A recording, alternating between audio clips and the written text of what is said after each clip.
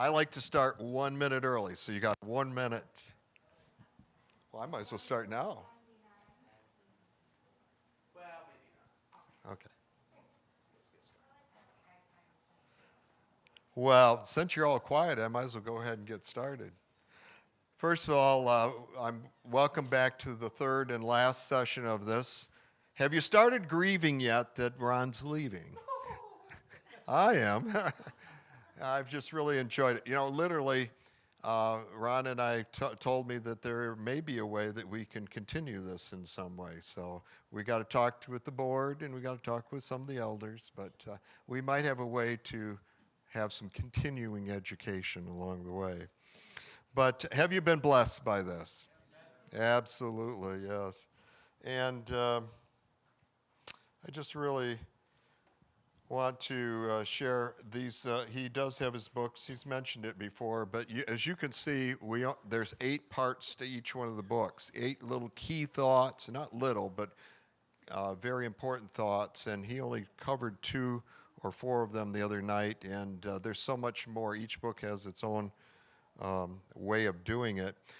If you'd like to see, also he did a program Interview with John Bradshaw. I had the privilege of sitting there and watching it being taped in the green room. So you'll enjoy that particular presentation. Jill Marconi of 3ABN did an interview with him. It was excellent. She hit the points, and you'll enjoy that particular presentation.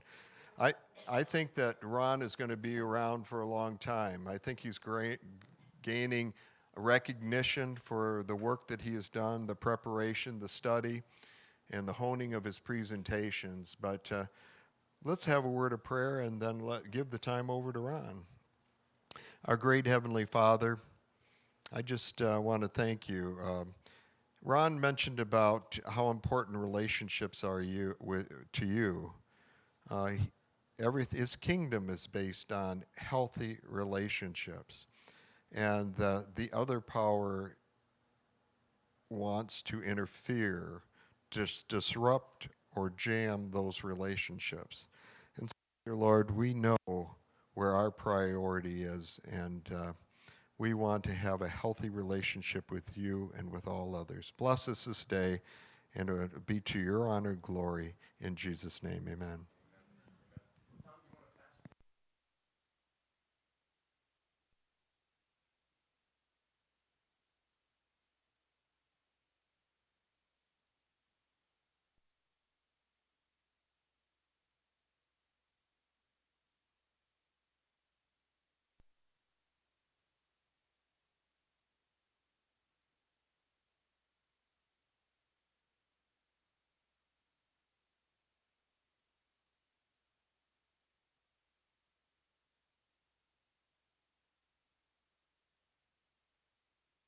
Okay. All right. So, would you please point to an honest person? Or anybody. Who are you pointing to? Tracy. Do you know what this is, Tracy? Do you know what we're doing? No. Good. Good for you. Are you nervous? A little bit. You should be. Okay. Write down a 3-digit number for me, please. Any number between 100 and 999. Any 3-digit number. Do do do do do do do do do do do. All right, thank you. Would you point to somebody, please? Whoa, yeah, I think I can read that. Oh, well, okay then. Would you write down a 3-digit number? Feel free to write it a little bit larger if you'd like. So I didn't pass the test? You passed fine. Any 3-digit number between 100 and 999. And we'd not set this up, right? Would have no idea what's going on. All right, I think that's your pen. All right, who else would like to play? Who would like to write down a 3-digit? Would you write down a 3-digit number for us? Okay, you can do that. 3-digit number.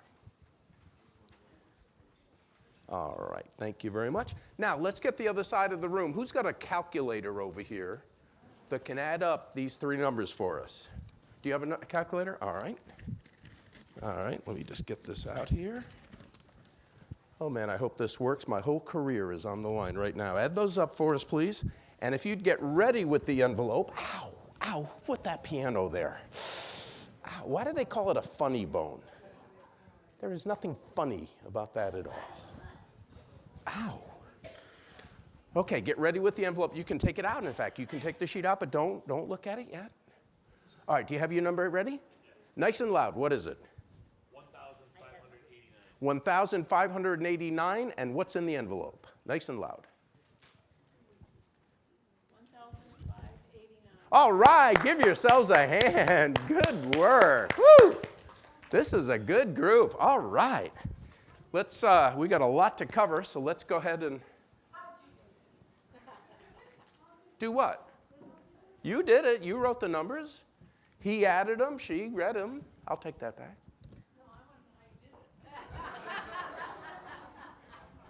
We mentioned that this was a free seminar, except for this part. This part you have to pay. No. You're going to hate me. No, you're not going to hate me, but you wrote down 111, didn't you? Yeah, that's what it says right there. And you wrote down 555. That's what it says right there. And you wrote down 666. Yeah. The numbers that he added up, they weren't your numbers. They were my numbers that I knew in advance added up to 1589. Are you with me on that? I wrote down 3-digit numbers that I knew what they added up to, put that in the envelope, gave him that sheet to add up, not the one that you folks wrote down. Ooh, and he calls himself a Christian, and he just... I'll tell you what, when I first saw that, I said, whatever this guy says, I'm going to listen to him. Good to be with you. So good to be with you. Let's get to this. We got a lot to cover. This is part 3 of Play Nice in Your Sandbox. Somebody asked me one time, I think, Tom, you asked me, where did I get the Play Nice in Your Sandbox? And I really didn't have a good answer. It's an expression I grew up with, and I don't know if they use this so much anymore, but all the lessons we learned in life, pretty much, we learned in the sandbox, playing together and hopefully playing nicely. But like me, do you have some days when you're up? Some days when they're just going so well, everything's, but like me, do you have other days where not so much? That's called a bed and breakfast, by the way. Some days you're on target. You know where you're going. You're focused, just like that. But like me, do you ever have days where you're just kind of swinging through life? Some days, you just got to laugh. And that is one of my favorite pictures. You know those animals are looking at us humans, and they're just laughing at us. Some days, That's exactly right. Some days, you probably find yourself saying, huh? Some days, like me anyway, you probably feel like you're up a tree. And some days, I imagine you feel stuck. Now, no animals were hurt during the preparation of this presentation. As I think I shared last night, though, here's the bottom line. We're all in this life together. We're so similar and so different, we got to figure out how to get along. Got to figure out how to get along. And that's not always easy. Now, those of you who are here this morning know that we talked about the germs. We're going to do a brief brief review of those germs. So if you got your handouts, anybody need a pen? I don't have a lot of pens, but I've got one I could lend out. Anybody need a pen? Everybody's got a pen? All right, get ready. Get ready to, I get nervous when I see the tech man moving about. All right, what's the E? The first germ, escalation. Go ahead and write that in if you would, please. Escalation. And again, for those of you who weren't here, a quick review. Escalation occurs when little things become big things. I didn't like it when you did that. Oh yeah, what about you? Oh yeah, oh yeah, oh yeah, oh yeah. And it goes nowhere good. Intensity rises, voices rise, temperature rises. Ugh. Escalation is not a lot of fun. And again, remember what I said, if it's now and then, don't worry about it because you have escalated. I know that. At least I'd be surprised if you haven't, I'll put it that way. Because it's so human of us. But don't let it happen too much. And again, we're going to show you how to not. What's the N in the I? Negative interpretation. Thank you, Leah. And you can put an S on that if you'd like. Negative interpretations. One person does or says something, and the other goes, uh-huh, I know what you're trying to pull here. Oh, I forgot you folks. Hello, welcome. I know what you're trying to do. You're trying to hurt me somehow. You're trying to get the best of me somehow. What was that quote? Hold on. We judge ourselves by our motives. We judge others by their actions. There's some power in that, folks. You know, maybe I messed up, but I was well motivated. I didn't intend to mess up. You, on the other hand, messed up, and we never stopped to think that maybe they didn't mean to. Maybe they're just as human as we are, and they didn't mean to mess up. Judge ourselves by our motives, others by their actions. That's not fair. All right, what's the I? I told you it was the worst one of them all. Invalidation. Oh, there's just not a lot of good I can say about invalidation. I'll point out, though, that when you have invalidated another human being, you were not at your best. You were in pain right then. You were hurting over something. You were so that you actually wanted to hurt somebody that you care about. And again, if you think I've never done that, dream on. I'm not going to give you my wife's phone number. But you know what? I haven't escalated in years. And I'm not bragging when I say that, but trust me, I'm happy about that. I'm happy about that. Because I don't want to hurt people that I care about. But if I'm not careful, if I'm in that emotional brain, danger, danger, danger. Not you. You're nice. I like you. You play with me. I like that. Not all children play with me. Thank you. Where was I? What's the A and the W? Avoidance withdrawal, the dance. And I can't wait to give you the fix for that. You're going to be amazed at how easy it is to fix avoidance withdrawal. I promise you. I promise you. It's simple. And yet it's that common dance where one wants to talk and one wants to walk. Do I talk more about that later? Yeah, we'll talk about it later. Okay. And the fifth germ? No fun. Or not enough fun. I probably should change the handout, change the slide. Or did I already? No. Yeah, not enough fun.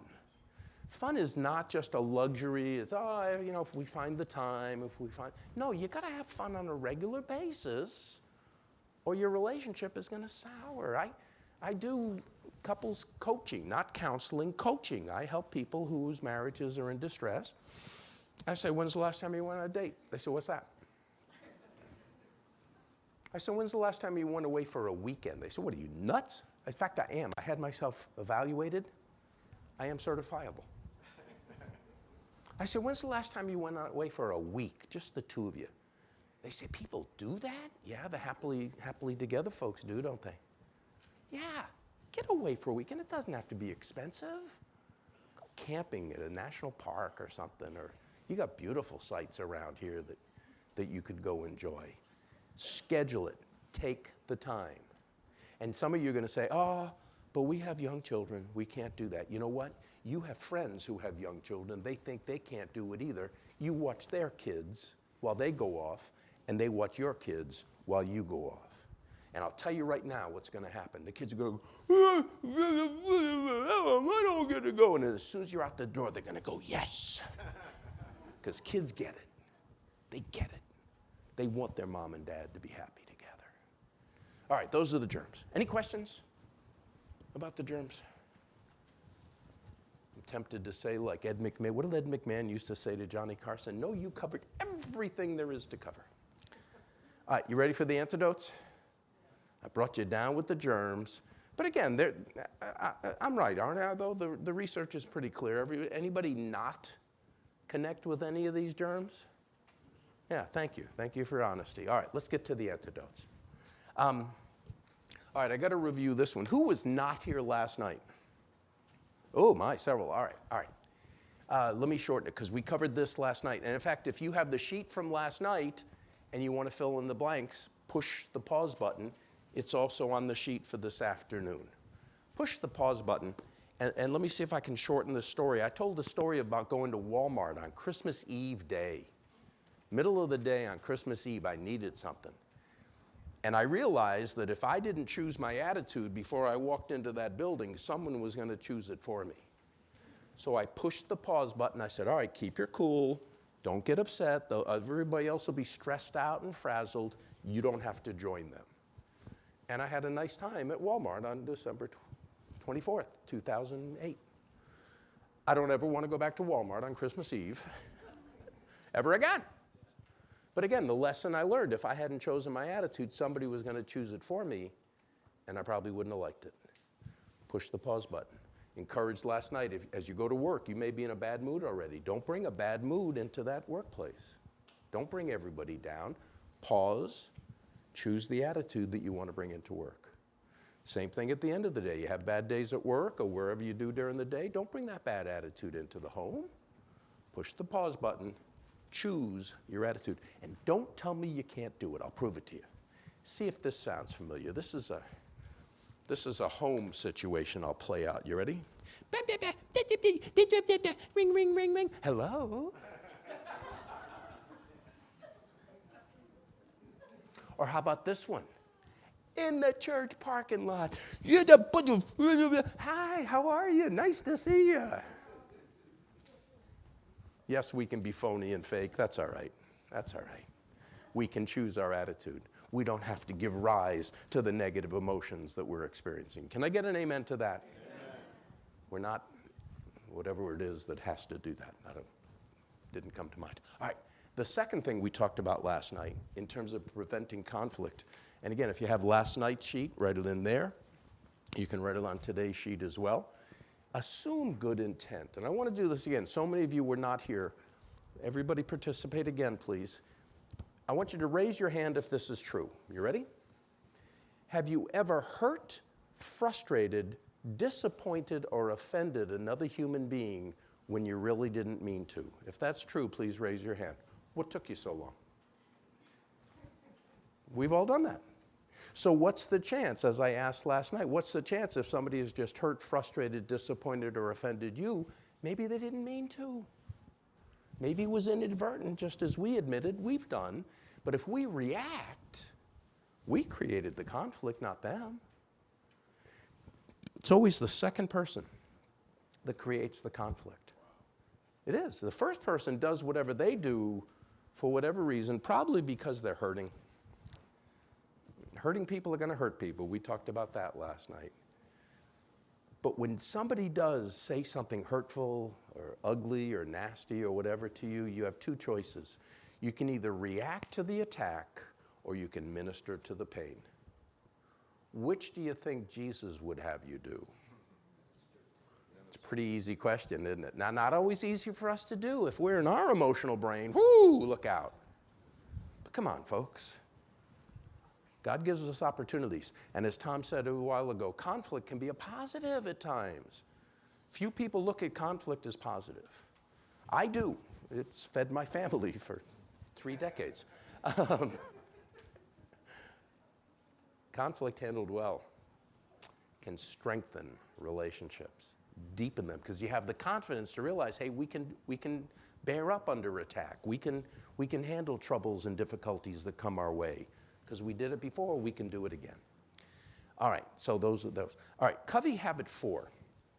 I kind of touched on this a little last night.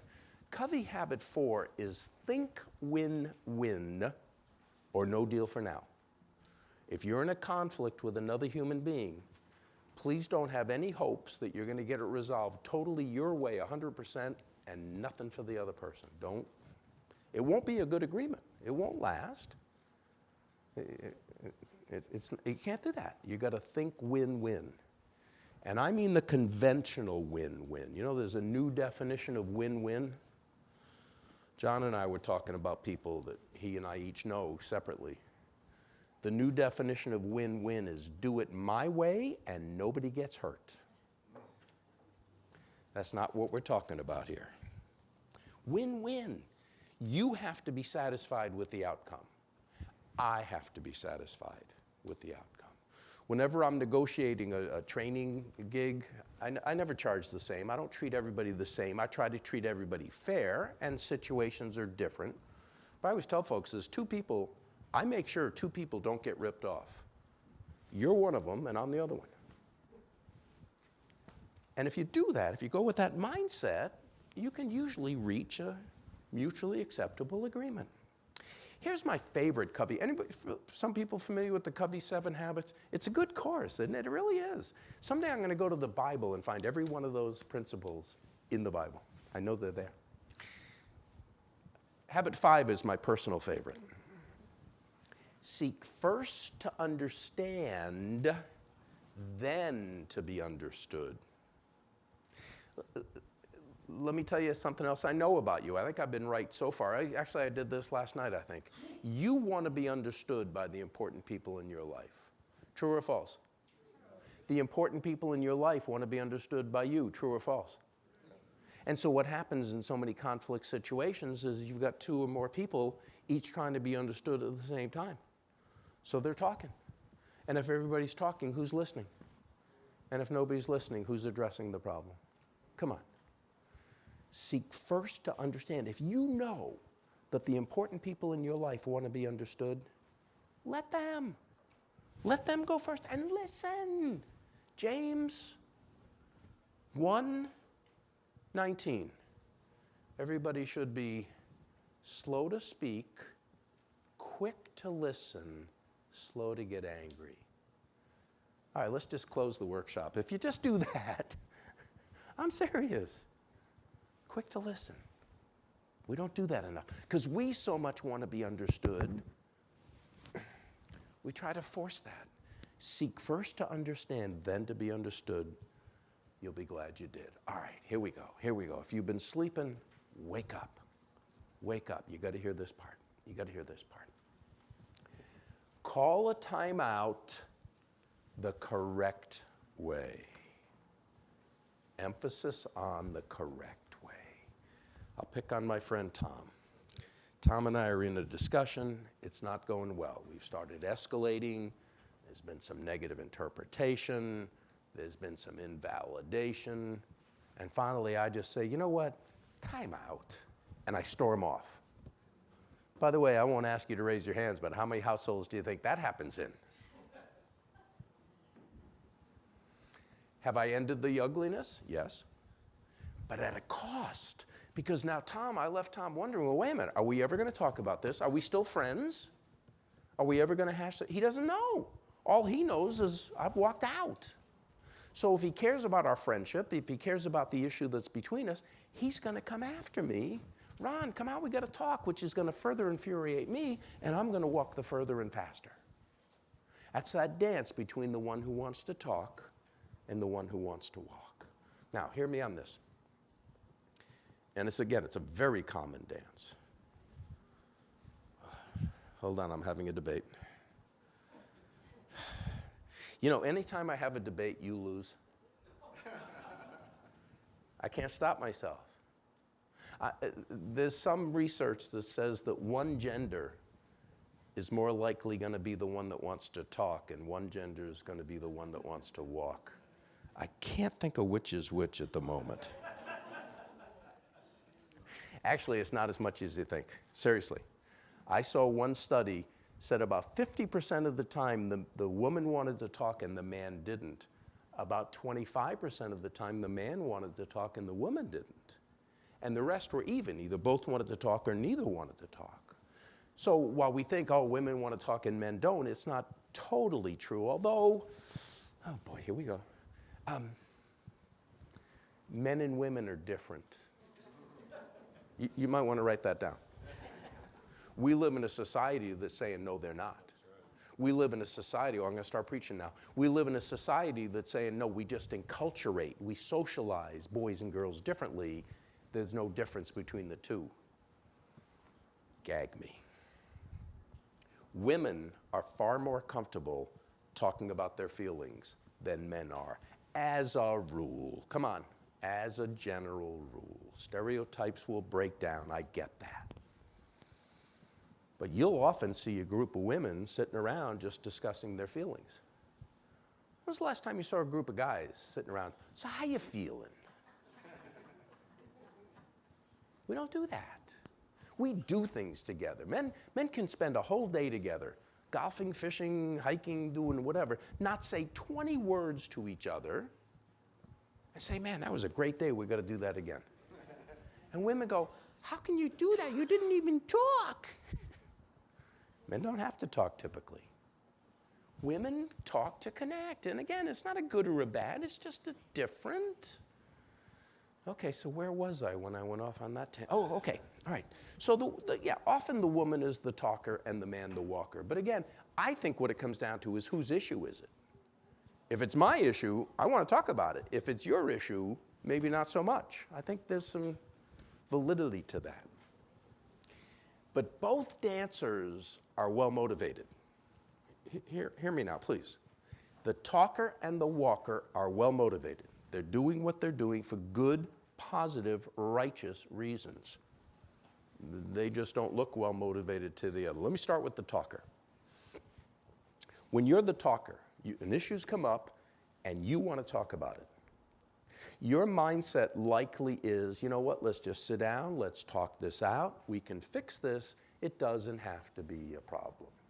Can I get an amen to that if that's a talker's mindset? That sounds positive to me, I like that.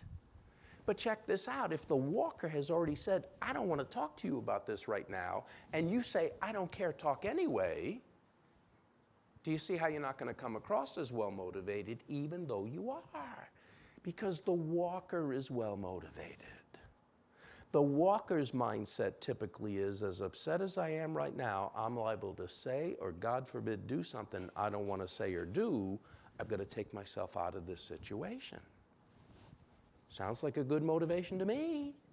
But check this out. If the talker is thinking, if we talk, we can fix it, and they see you walking away, they're left to conclude, well, I guess they don't want to fix it. So while the walker is rejecting the argument, the talker's left to wonder, well, are you rejecting me? Are you rejecting the relationship? They don't know. That's why it's so harmful to just storm off. So you got to call a timeout the right way, and here's the right way. Here's the right way. Come back to my nemesis. Give me a dirty look. Ooh, that was a dirty look. I say, Tom, I am too upset to talk about this right now. I'm going to say something I don't want to say or do something I don't want to do. Can you give me an hour? Can we come back in an hour and talk about it then, please? Sure. Thank you. I have let him know I'm rejecting the argument. I'm rejecting the ugliness. I'm not rejecting him or our friendship. Are you hearing the difference? So the timeout, the correct way to call a timeout, write this down, please, and even pretend so I think, oh, look, they're writing it down. Whoever calls the timeout must call the time in. Whoever calls the time out must call the time in. Typically within 24 hours, except for mutual agreement rather, if you want to go a little longer. But give yourselves at least 30 minutes to calm down. I've seen research that says it takes about 30 minutes for the cortisol and the adrenaline and all those other hyper forces, whatever, to calm down. But don't let it linger. Don't let it linger. I can't talk to you right now. I will talk to you at this point. I do marriage coaching. I don't do premarital counseling. I do not believe in premarital counseling. That'll surprise some of you. I believe in premarital preparation. There's a difference. Premarital preparation, and I'm not saying everybody has to do it my way, but I like it. I'll meet 2 or 3 times before the wedding. 2 or 3 times. I'll teach them about the timeout. I'll teach them about the speaker-listener technique that we're going to cover here in a moment. I'll give them some basics. But then I make them commit. We're going to meet at 3 months, 6 months, 9 months, and a year after the wedding, that first year. Because before the wedding, they're, oh, we're so much in love. You know, other people have problems, but we're not going to. We're going to stop it. They're not listening to a word you say. Let them have some experience. Let them realize that it's not all honeymoon and Shangri-La and whatever. But anyway, when I meet with them before the wedding, I say, I want a timeout signal. So there's one particular couple, they came back the next week. I said, what's your timeout signal? They said, red. I said, red? Yeah, redirect emotional distress. I said, I like that. How about code red? Code red, danger. How about code red, 2 p.m.? Code red, 30 minutes. Code red. So you're saying danger. If we try to talk right now, it's not going to go well. We're going to have an emotional hijacking, which remind me, I'll back up. We covered that last night, but I want to do a quick review. It's dangerous if we talk right now. Let's get together at 3 o'clock, 4 o'clock, whenever. My wife and I have a 9 o'clock timeout rule. 9 o'clock timeout rule. If it gets to be 9 o'clock, we know we're tired, we know we're not at our best, it's not going to go well, we shut it down. And it's amazing how many times I wake up in the morning going, what was that all about? Anybody give me an amen to that? You know, a good night's rest, that's all you needed. But if we had stayed up and tried to talk when we were tired and not at our best, who knows what damage we might have done. Now, some of you were thinking, Ron, doesn't the Bible say, don't let the sun go down on your anger? The sun's already down by 9 o'clock. Leave me alone. I did this in a group setting one time, and a voice called out, is that 9 a.m. or 9 p.m.? It's 9 p.m. But seriously, you need a timeout signal. Every family, every workplace needs a signal that says, I am not in the right frame of mind to talk right now. Shut it down, but we will regroup at a set time. I can't overemphasize how important that is, because you're not going to lash out. You're not going to invalidate. You're not going to say something. You're not going to escalate. You're not going to negatively interpret. You're going to counter these germs by actually all of those. I'll put them up again in a moment. All these antidotes protect against the germs. By the way, there's 2 ways you can call a timeout dealing with another adult. You can say, I need a timeout, or I think we need a timeout. What should you never say to another adult? You'll find out how much they do. Can't overemphasize the importance of a timeout. Again, we talked last night about emotional hijacking. Talked about how we have a part of the brain that thinks, the frontal lobe, the seat of logic and reason, rationale and thought, and also the amygdala. I love that word. Say it with me. Amygdala. Oh, it's a beautiful word. It's a little almond-shaped organ right in the middle of your brain, I think, isn't it, doctor? Yeah. And that's the seat of emotions. If you're happy, you're sad, you're frustrated, you're excited. Also called the deep limbic system. And we need that. To function as human beings, we need that. But it's a terrible decision maker. Please do not make decisions. Let emotions impact your decisions, but don't make decisions from your emotional brain. You'll probably say, oops, I shouldn't have done that. What was I thinking? You weren't thinking. Your emotions hijacked your thought process. One researcher calls it being flooded. Yeah, let me share that with you real quick. Who had a car get flooded on them? Suppose your car was flooded and you kept turning the key. Were you making it better, worse, or no different? Not making it better, you're making it worse. Suppose the car's flooded and you give it more gas. For those of you who don't know, before fuel injection, carburetors, if there was too much gas in, you couldn't start them. So suppose your car is flooded and you pump more gas. You're making it better, worse? You're making it worse. You have been in situations, I dare say, where you and another person were both flooded. Your emotions were hyper and you engaged. you kept turning the key and giving it more gas. And you can't tell me of one time when that was a good thing to do. I don't think. Maybe you can. Talk to me privately. But your odds are not good. Call a timeout. Stop that. I'll give you another way to do that here in a few moments. But stop that. Regroup. Get back together. And if you call the timeout and say, I'll get with you at 3 o'clock, you better show up at 3 o'clock. Don't say timeout 4 o'clock and then not show up. So what's the rule? Whoever calls the timeout calls the timeout. I'm telling you, it's so simple, but so powerful. So powerful. All right. Oh, use the SLT or love talk. We're going to go over this. Speaker-listener technique, proactive listening is probably the most popular term for it. I like love talk. Gary Smalley took this research that I shared this morning about the germs. In fact, he's the one that called them germs. And the folks at Prep that I mentioned, they have the speaker-listener technique. He called it the love talk. Listen, understand, validate. And by validate, it doesn't mean you agree with the other person. It just means you show them that you understood whatever it is they said. So let me go over this quickly. I can't do it justice here, but I just want you to know the basics of it. There's rules for both. Here's the rules for the speaker, okay? If you're having a conversation with somebody and it's got some emotional component to it, you need this technique. If you're the speaker, speak for yourself, please. Don't mind reading. You have the floor. You're speaking. Don't say you this and you that and you think this and no, I feel, I'm concerned, I prefer. You're giving information to the other person. You're speaking for yourself. Please don't go on and on and on. If you go on and on and on and then you pause and say, okay, tell me what I just said, you're going to get the deer in the headlights look. It's too much information. So you don't go on and on. You pause to let the listener paraphrase. If you have your phones, you may want to take a picture of that slide. Some of you might find that easier. I'll leave it up for a moment.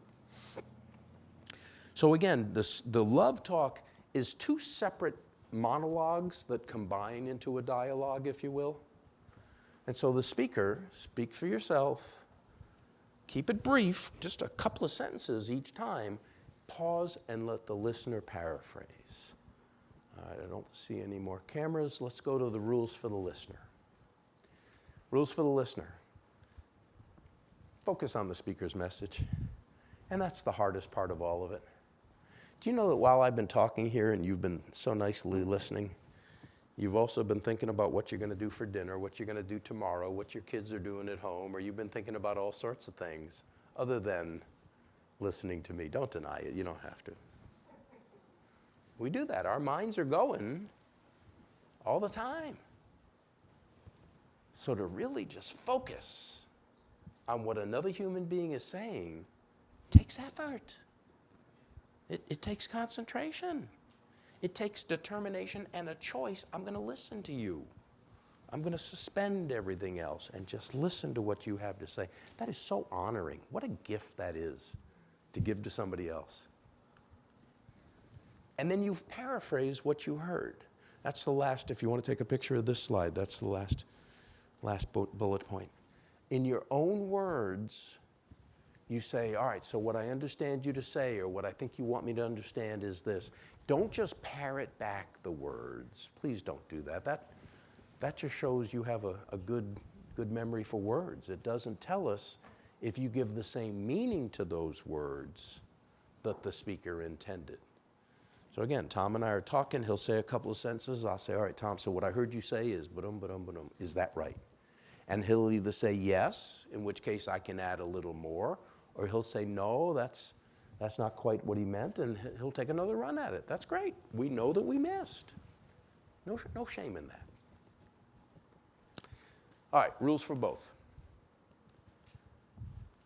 Use an object to signify who's in the role of the speaker and who's in the role of the listener.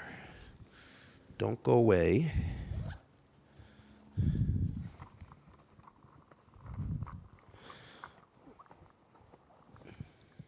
It's my purse, sorry.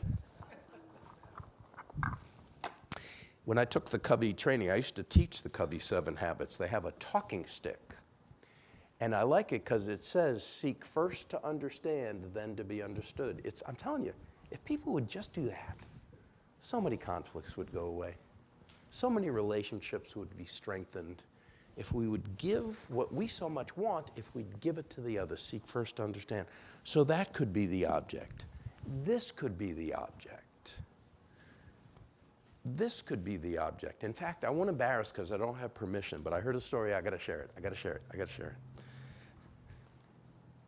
Somebody was in a long distance relationship and they talked by phone much of the time. And then they got closer together and they were able to talk directly with each other. But one time they were having a dispute that they couldn't resolve. And I think it was he that suggested, you know what, call me. Call me. And they got their phones and they were able to hash it out. I love that story. I love that story. It worked for them. They knew that before they'd been able to talk by phone and work things out. So just whatever works. Have the goal. We need to understand each other. However, you need to do that. So use an object, signify who's the speaker, who's the listener. The speaker keeps the object. This is a little, let me just unpack this for you. I'm the speaker with Tom again. And I say a couple of sentences, and then I pause. Tom is going to paraphrase back. I keep the object. Because even though Tom is vocalizing, he's vocalizing as the speaker or the listener? The listener. I'm the speaker. So again, I say either yes, no, or not quite, whatever. I keep going, but then once I feel like Tom understands me, guess what? His turn. He becomes the speaker. I become the listener. I'm telling you, this is a very quick overrun of it. You've got people in this church who understand this far better than I do. Do a workshop on it. Do a workshop sometime on communication. It's not that hard. Most of us have never been trained in it. And by the way, please don't use this for everyday conversation. You know, you're on a road trip and the person says, hey, would you please stop at the next rest stop? You don't have to say, oh, so I understand you to say that your bladder has become fully engaged and you would like to alleviate that by, shut up and get to the rest stop. Or you're home and the other comes home and says, hey, you want to go out to dinner? Oh, so I understand you to say there's a cavernous emptiness within your belly and you would like to satiate that by placing food within it from a, shut up and get to the restaurant. Where do you want to go? But if there's an emotional content, you need this. In fact, let me throw something else in too. If you've been going round and round and round every so often on the same issue, it's because you've never identified the issue. There's a hidden issue that you might put down for a little bit, but it's going to come back up. And you'll deal with it, put a Band-Aid on it, but you didn't address it, it's going to come back up. This can help you if you'll really dive into this and get to the bottom of it, identify the issues. You can pinpoint those hidden issues and you can resolve them. But there are some couples that have been married for decades that every so often go round and round on the same issue because they never identified it, and if you don't identify it, you can't deal with it. All right, so pause button, assume good intent, habit 4, habit 5, timeout, love talk. Implement your humor, fun, and laughter in your home and workplace and church. I was serious this morning, by the way. I want to get my church to do that. Have a social where you've done embarrassing, silly things. Let's laugh together. Let's share those with each other. Don't laugh at people, laugh with them. It connects us. It connects us. But here's something you can do, especially at home. Couples can do the recreational enjoyment inventory. I think I put that website on your handout, didn't I? Yeah. This is Willard Harley. He has a whole bunch of counseling centers all throughout Minnesota, I think it is. He wrote His Needs, Her Needs. He wrote Love Busters. Brilliant man, brilliant man. And if you go to this website, you can pull up this recreational enjoyment inventory, and you'll notice that, I don't think this is going to, oh yeah, it does work. There's a husband's column and a wife's column. And you go down these activities, there's 7 pages of activities, and you rate them, from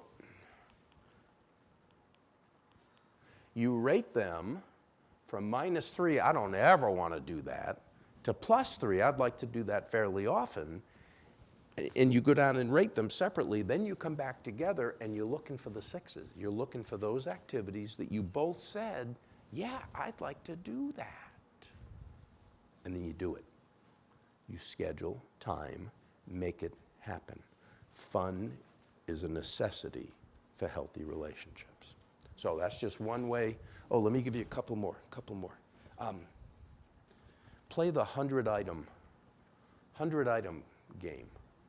You sit down and or you can do it standing up if you want, but you list 100 events in your life that bring you joy, that you have a fond memory.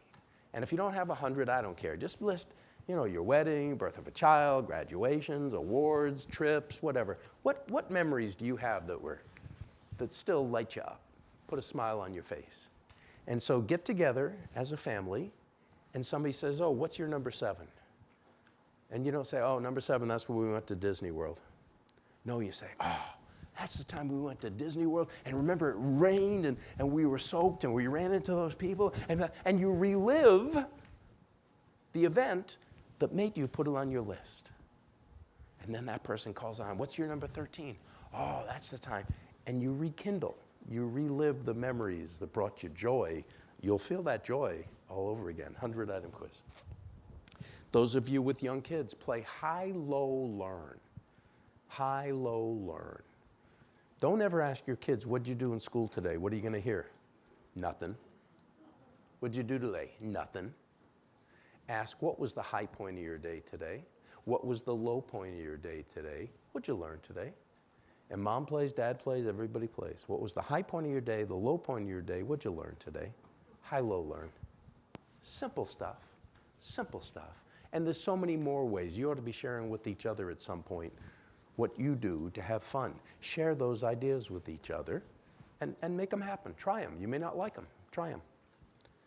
And then I humbly say, these books have information. Tom said there's eight points in each book, and he's partially right. The play and the nice are different teachings, different lessons in each book. But then there's all sorts of other chapters on what to say when you don't know what to say, how to stop people from pushing your buttons, the ways to have fun are in some of them. I honestly don't know what's in each book. I've never read them. I'm sorry. I don't sell books on Sabbath. If you want them, take them. There is an envelope. If you'd like to contribute to my ministry after that, please do. I can appreciate all the help I get. But if you want the books and you're going to read them and then share them with somebody else, then I don't want to take them home. So they're all up here. You can come check them out at the end. All right. Let's transition. In fact, you've been sitting a while. Stand up, please. Stand up. Stretch. Don't punch your neighbor.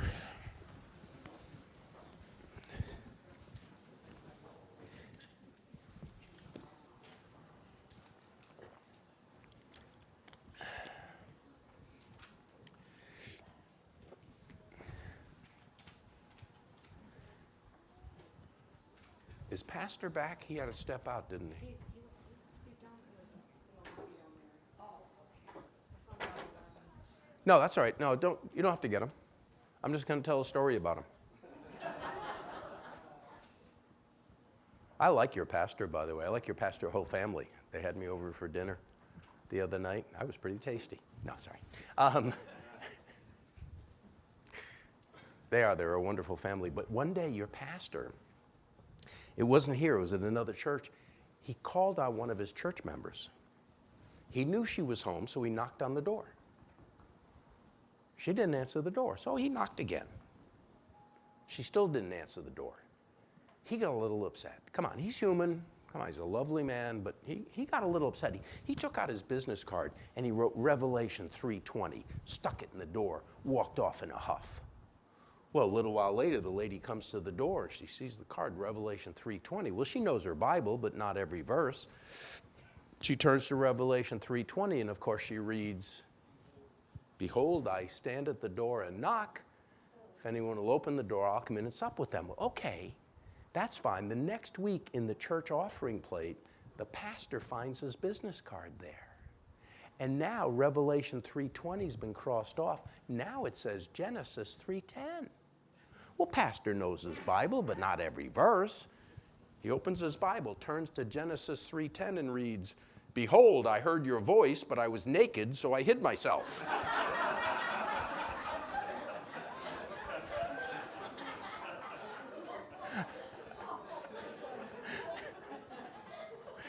Feel free to stand or sit, whatever drives you more comfortable. But isn't that funny? That's too funny. That is not a true story.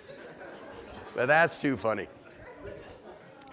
I used to be on my local public school board, and Barbara Bush told that joke to a whole convention. Oh, here comes pastor now to protect his reputation.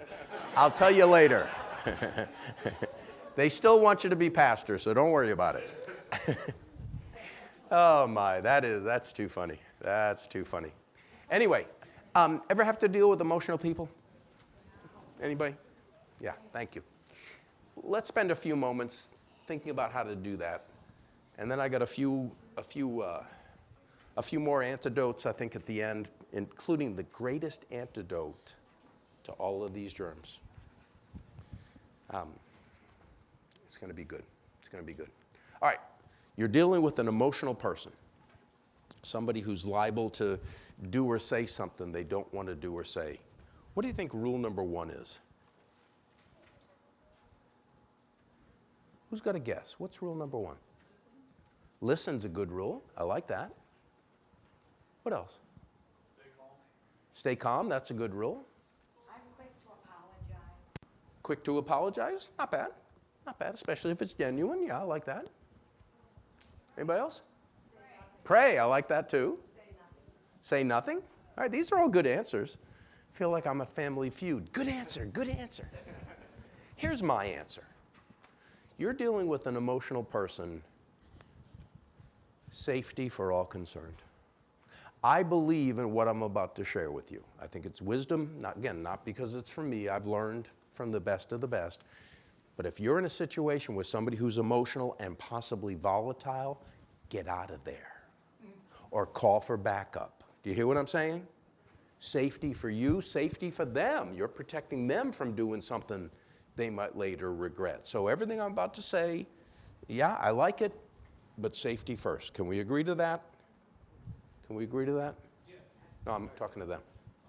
Thank you. I told you to come. You can't take it with you, and you shouldn't take it personally. You're dealing with an emotional person, somebody who's venting on you. Chances are it has nothing whatsoever to do with you at all. I'm getting a nod. Can I get some amens to that as well? Hurting people will hurt people, and they'll take it out on whoever's right there. We talked about that last night a little bit. Don't take it personal, because once you take it personal, you lose objectivity. You lose perspective, and you lose an opportunity maybe to minister to somebody who's in pain. Don't take it personal, please. All right, button guard. This is it's in the first book. Who pushes your buttons? I don't want names, and don't point. What types of people push your buttons? Okay, I like that. Who else? Say again? Know-it-alls. Oh. I'll tell you right now, people who think they know it all are awful annoying to those of us who really do. I'm just saying. What types of people? Liars. Ooh. What else? Someone who attacks your integrity. Look out. What else? Who pushes your buttons? Negative people. You know there are some people that can brighten up any room just by entering it. Do you know that? I hope you have people like that in your life. They can brighten up any room just by entering it. You know there are other people that can brighten up any room just by leaving it. And negative people can do that. All right, so that's the first step. I got this from the book Verbal Judo by George Thompson and Jerry Jenkins. They teach this in law enforcement all around the world. And he calls it trigger guard. I adapted it to button guard because I think that's more relevant for the general public. But that's step one. You identify who pushes your buttons. Step number two is you give them a name. And I'm going to counsel you to give them a polite name, a courteous name, a name that if it slips out in public is not going to embarrass you. And then step number three, you own them. Not in any kind of negative way. You have taken away their ability to push your buttons. Let me tell you how this worked for me. And when I say this may have saved my life, you tell me if I'm being over dramatic or whatever. I have some bad habits in my life. None of your business for most of them, but I will share one of them with you. I drive faster than I probably should. I have slowed down in recent years. No, seriously, I've gotten to where I'm not such a speed demon, whatever the term is.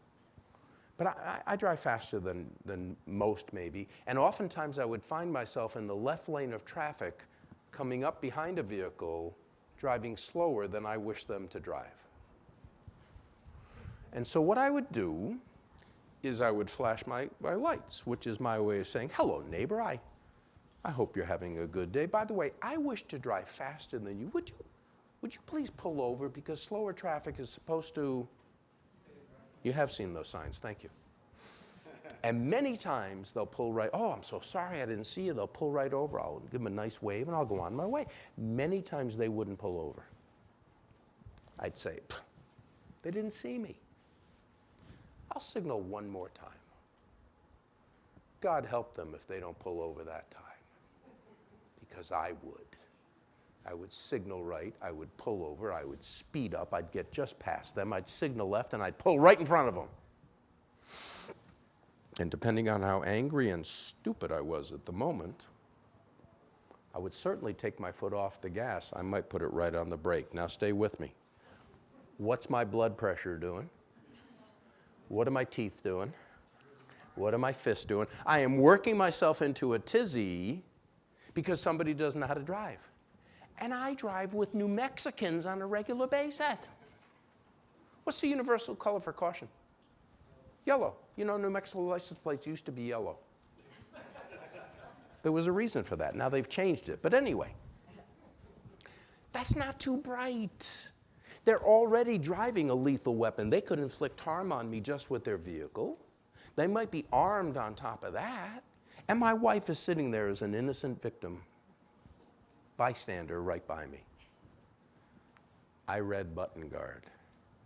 I realized the people who drive slowly in the left lane push my buttons. I gave them a name. You want to hear it? Yeah. We're in church. Lefty La Lane. Huh? Lefty La Lane. It kind of rolls off your tongue. It's not inflammatory. It's not insulting. It's not derogatory. Lefty La Lane. And Lefty gets around. Let me tell you something. Lefty is male, female, old, young, drives any kind of vehicle you can imagine. Lefty gets around. And as God and my wife are my witnesses for the past 25, 30 years, in all but 2 or 3 occasions that I can vividly remember, I'll come up behind somebody. I'll signal one time. If they don't pull over, I have conditioned myself, Ron, you met Lefty. It's not your job to teach them how to drive. Signal right, pull over, speed up, and go on your way. What's my blood pressure doing? Teeth, fists, nothing. I own Lefty. Lefty doesn't own me anymore. There have been 2 or 3 times when I forgot that, and I got, ooh, and as soon as I pulled over, I said, what are you doing? That's Lefty. Would you just get out of here? And I stepped on the gas. I didn't have a Tesla, but I stepped on the gas. How many of you saw me drive up in a Tesla, by the way? Anybody see me drive up in a Tesla? You impressed? Don't be. Or are you the one that asked? No, somebody asked me, how do you like your Tesla? It's not my Tesla. I'm renting it for $25 a day. True story. But I'll tell you, that thing has power. If I want to get away from somebody, I'm going to get away from them. Anyway, I digress. Figure out who pushes your buttons. Liars are hard. They're hard.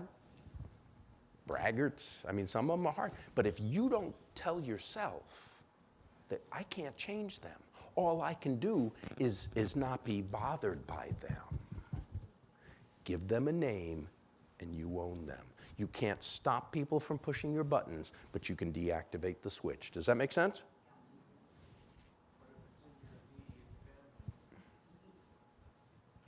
That's more difficult. No, seriously, that is more difficult. But still, the same thing. You've got to, that. And what I try to do, by the way, what's your name? Chuck, you just want a book. Which one do you want? At work, home, or at church? I'll give you at work. That's the one that applies to all relationships. I told you I was going to give away 3 books. Oh, now we'll start paying attention. There you go. Yeah, if it's an immediate family member, I mean, what are you going to do? Love them anyway. Love them anyway, but not let them. You've got to control your emotions. You know that expression, you make me so mad. Really? Really? Do other people have more control over our emotions than we do? If we're not careful, they do. Now, can people influence how we feel? Oh, of course they can. But to give somebody else total control of our emotions? No, I don't think we have to do that. Yes, ma'am. Do we have a microphone, a roving mic? Hold on to that thought, please.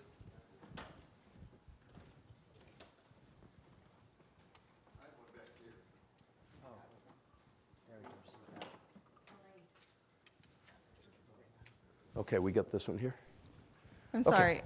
It just, I wanted to say, like when I've done a lot of driving too, and it's easy, and I've dealt with, road with people that have road rage. And what concerns me is that you aren't thinking in your emotions.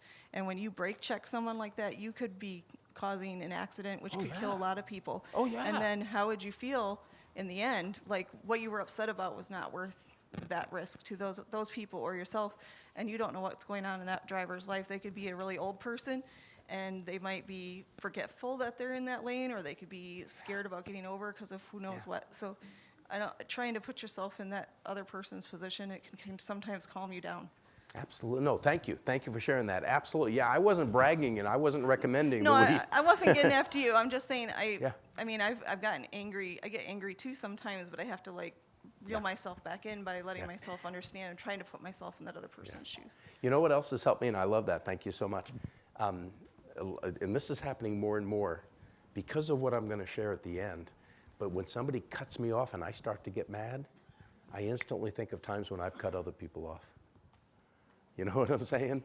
Somebody does something and, wait a minute, I've done that. I've done that.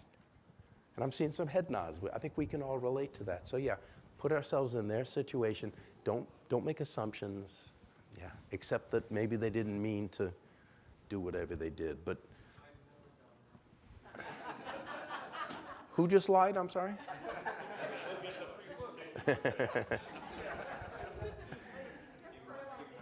I'm going to give you a free book. Oh, you said that, Chuck? Give me my book back. You better read chapter what? I guess part of my thing is I have ADD really bad too, and so sometimes I'm in that lane and I don't notice flashing lights. I don't notice people, so I have to do something. No, exactly right. Exactly right. That's why it's on me to not make excuses, not to just say, you know what, they're not going to pull over, I'll pull over and go on my way. I can't control them. I can't teach them how to drive. I can't even expect them to do what I think they ought to do, even though it is the law. I've got to watch myself. Yeah. You really want a book, don't you? Which one do you want? Home? See how easy it is? All you got to do is participate. I wish you were here. Okay, where am I? Hold on. Oh, this is an interesting one, body language, body language. What does this mean? Closed off, what else? Guarded, what else? I'm not listening, what else? I'm sorry? Had it?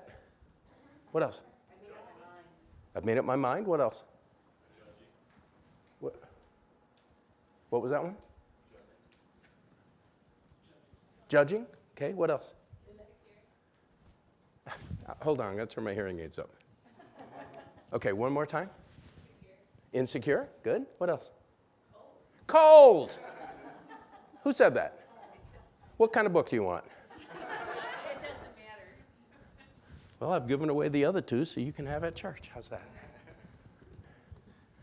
It could mean I'm cold. What else could it mean? I'm comfortable. Here's my point on body language, and I am not a body language expert, so I'm speaking out of my lane right now, okay? Apparently there is a lot of research, a lot of science that you can read body language. Us amateurs, I don't think we can, and we read it wrong. And we read into body language, and probably incorrectly. Now, if I'm like this, and I add, that's maybe a little more information to go on.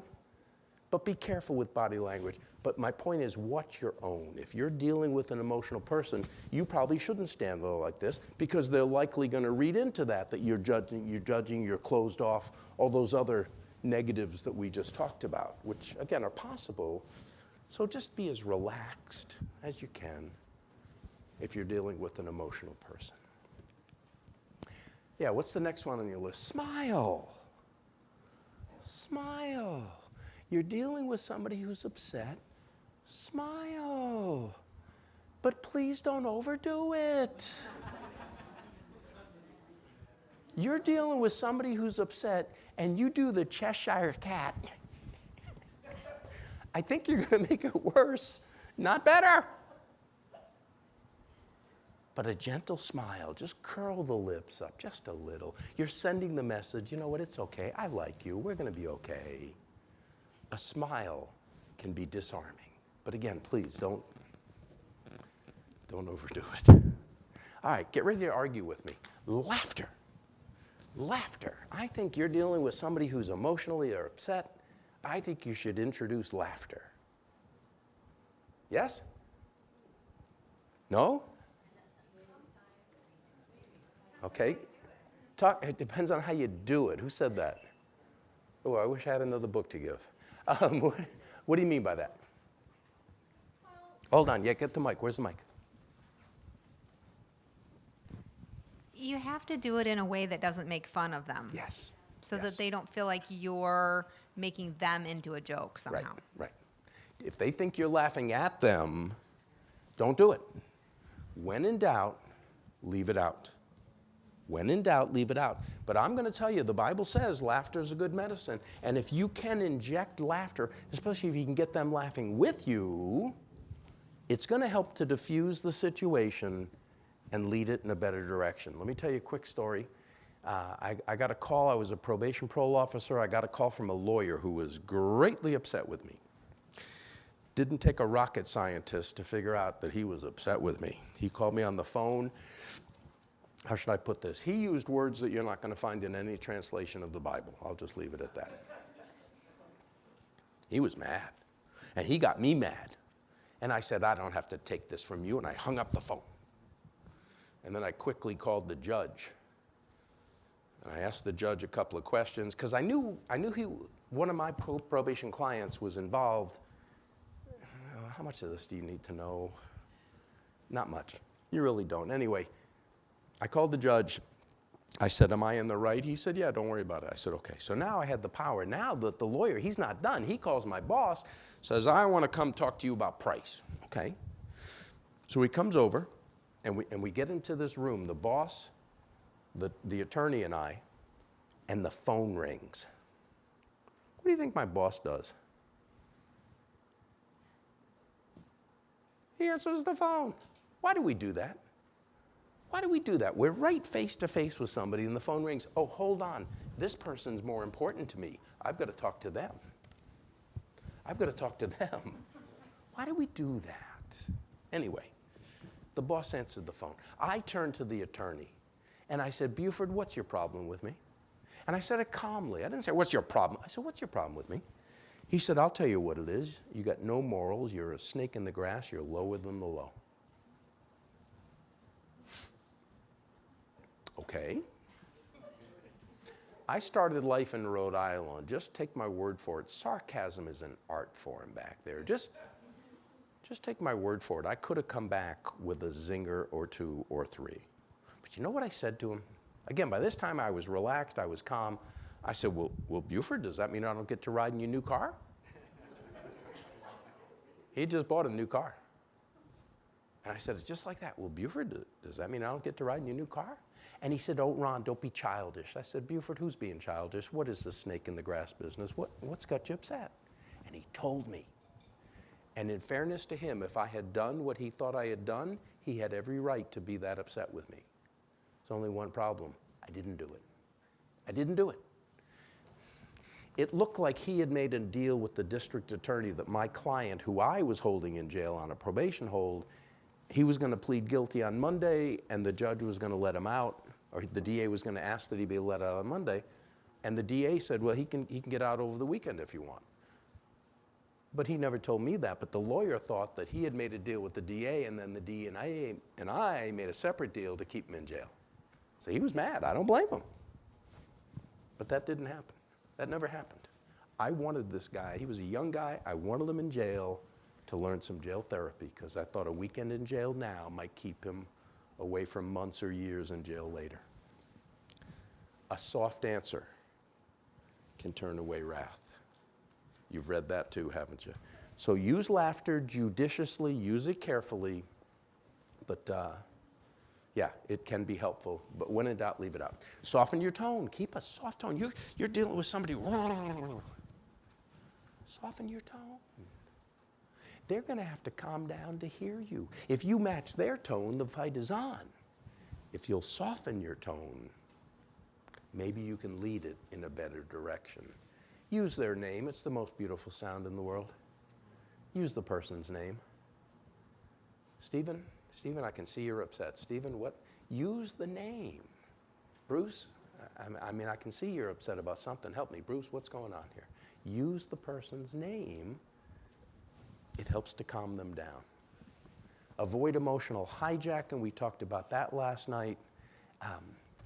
Ask questions, and I'm going to give you some ways to avoid emotional hijacking again in a moment. Ask questions. You're dealing with somebody who's upset. Ask them questions. They may try to answer you from their emotional brain. You bet I'm upset. Blah, blah, blah. Ask again, calmly. Help me understand what's going on. What did I do? What do you think I did? What's happening here? Ask questions. Eventually, they've got to get to their thinking brain. All else being equal, they've got to get to their thinking brain to answer you. And if they don't, then get out of there. Get help. Because you're dealing with an irrational person who could be dangerous to themselves, to you, and to others. Safety first. I love this next one. Talk to yourself in the third person. You ready for the best picture I got? Isn't that great? Talk to yourself in the third person. He's saying, now listen here, you. There's some research. In fact, there's a term for it. By talking to yourself in the third person, I forget what it is, but by saying, in my case, Ron, you're upset. Ron, what do you think you ought to do about this? Ron, by hearing your own name inside your own mind, I don't know if it's like your parents talking to you, your conscience talking to you, whatever, but it's going to help get you back to your thinking brain. It's what it does when you use the other person's name. Use your own name. Talk to yourself in the third person. Choose your timing. Choose your timing. There are good times to deal with the situation. There are bad times. You don't need me to tell you that. Don't call me at 3 o'clock in the morning and want to work something out with me. It's not going to go well. Don't try to talk to me if you know I've got a project that I'm working on that I'm trying to wrap up and get done. Don't talk to me if you know whatever, that I'm stressed. And if you don't know, ask me. I'll tell you. Is this a good time to talk? Or would another time be better? All right, here we go. If you've been sleeping, wake up. Wake up. I'm going to have a strong finish here. Strong finish. Maybe. Be disruptive. I shared this at Strong Tower Radio the other day. You got a good radio station here. You know that, don't you? You know you're blessed with Strong Tower Radio. Who's never been to Strong Tower Radio? Never been to the building? Oh, everybody's been? Don't you love that wall with all the pictures of the different people that have made decisions under the influence of the Holy Spirit, obviously, through Strong Tower Radio? You ought to go see it. It's impressive. I just seen it for the first time. Yeah, I told them to be disruptive. And I love this teaching because when I was young, I used to get into so much trouble for being disruptive. You probably find that hard to believe, but it's true. Remember we talked earlier about timeout. What's the timeout rule? Whoever calls the timeout, please remember that. Please remember that. Nothing else. Remember that. And the next one. That and the next one. But sometimes you can't do that. Sometimes the issue is hot. The house is burning down. Don't say, well, let's come back in a couple hours and talk about it then. No, you got to deal with it then. Here's what you got to do. Here's what I suggest you do. You're having a conversation that's starting to escalate, starting to invalidate, negatively interpret, leading to avoiding and withdrawing. Here's all you got to do. Say, you know what? Hold on. I all of a sudden have an urge for some fresh air. How about if we step outside? Let's talk about this along the way. You have disrupted that negative cycle. You hear what I'm saying? You put a stop to it. You get outside and you say, you know what? We need to understand each other. That wasn't happening in there. You go first. Talk to me civilly, please. Talk to me respectfully. But I'm going to listen to you. And then hopefully it's my turn to help you understand where I'm coming from. You're having a dust up with your teenager. Just say, you know what, man, hold on. All of a sudden I got a hankering for an ice cream cone. How about if we hop in the car, drive down, get us an ice cream cone? You've disrupted the ugly. You get in the car and have a do-over. Let's start that conversation over, but let's do it better this time. Let's one talk, one listen. You go first. Disrupt the ugly, because it's not going to stop on its own. More than likely, it's going to go someplace you don't want to go. All right, you ready? Big finish. Left thumb, put it up. Grab it. Extend your fingers and look at them and think. Think, why is he making me do this? Okay, there's some research that says grabbing your thumb is comforting. It's kind of why children suck their thumbs. So if you're being comforted right now, continue to hold your thumb. If not, feel free to let it go. I learned this, what I'm about to share with you, from Tom and Bev Rogers. Tom and Bev Rogers have the Rogers Christian Counseling Center in Charlotte, North Carolina. That Smart Marriage Conference that I mentioned this morning that I used to go to, they were always there as presenters. I was always there as a sponge, just taking in all this great information. And I would bump into them. I'd see them at the elevator or at dinner or whatever. And I'm not going to say we struck up a friendship, but forgive me if this seems like a cheap plug, because maybe it is. In this book, there are interviews with famous people. That's Ron Deal. He's the blended family expert in Christianity, Ron Deal. Tom and Bev Rogers are in here as well. Oh, there's Scott Stanley. He's great. So I recorded interviews with these people and put a QR code. There's Tom and Bev Rogers right there. Rogers Christian Counseling Center. They teach that anger is a secondary emotion. Right? Anger is a secondary emotion. And what they mean by that is you're never angry just because you're angry. There's always an underlying reason why you're angry. And so when you're angry, what they teach is grab your thumb, look at your fingers and think, why am I angry? What should I do about it? In terms of your thinking brain and your emotional brain, where is that forcing you to go? Thinking brain.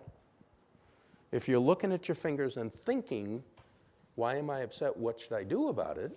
You're forcing yourself into the command center of the brain, away from the emotional center, which is going to possibly get you in trouble. So here's their story. And it's a true story, I promise you. They were counseling a couple.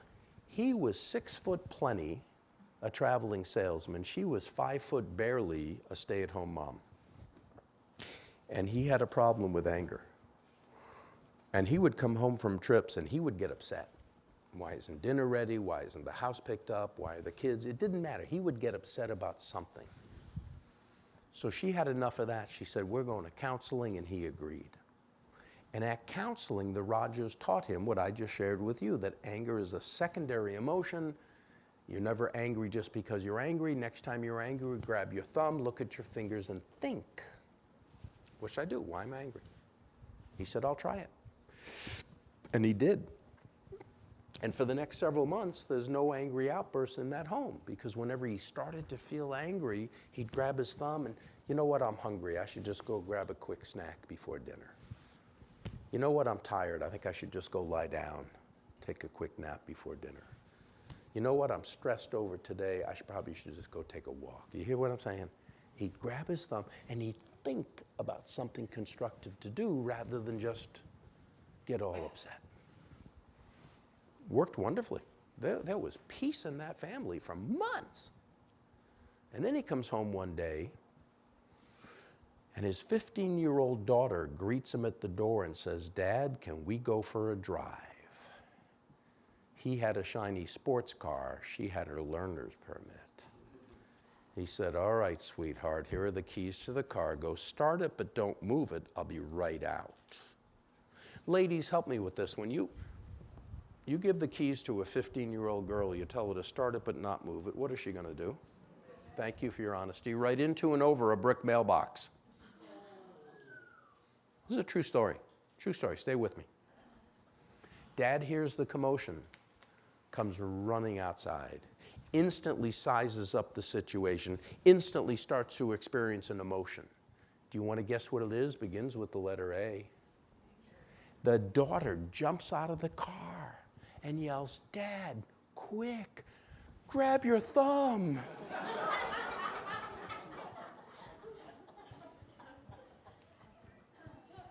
I love this story. I love this story. You've only heard part of it. He grabbed his thumb and he calmly walked over to his daughter and he said, sweetheart, there are going to be some consequences for what just happened here. You willfully disobeyed me. You're going to pay to fix the car. You're going to pay to fix the mailbox. And your mom and I are going to talk about when you'll be driving again. He said, but I want you to know this. You are my daughter. You are far more valuable, precious, and special to me than any car or any mailbox. I love you. Come here.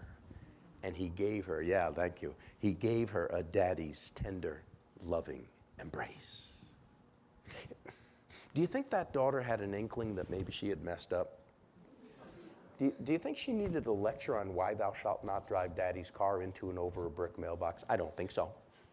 She was so shaken. She was so vulnerable. She was so frightened. What she needed at that moment was the reassurance that while she had messed up, she was not a mess up.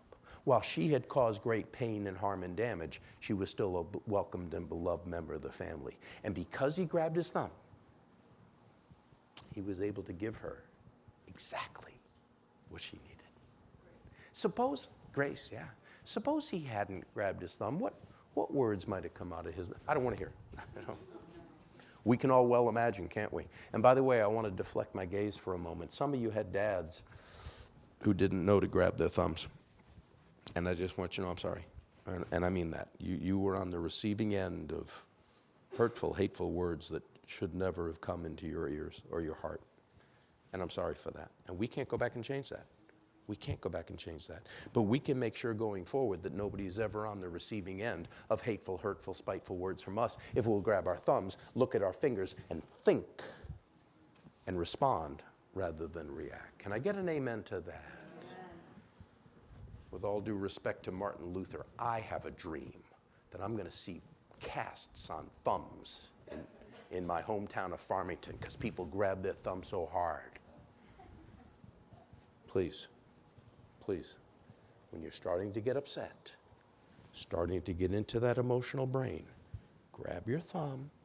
And you're dealing with somebody asked this earlier, yesterday maybe. You're dealing with somebody who's getting irate and hostile, and they may get to you. Just grab your thumb. They don't know what you're doing.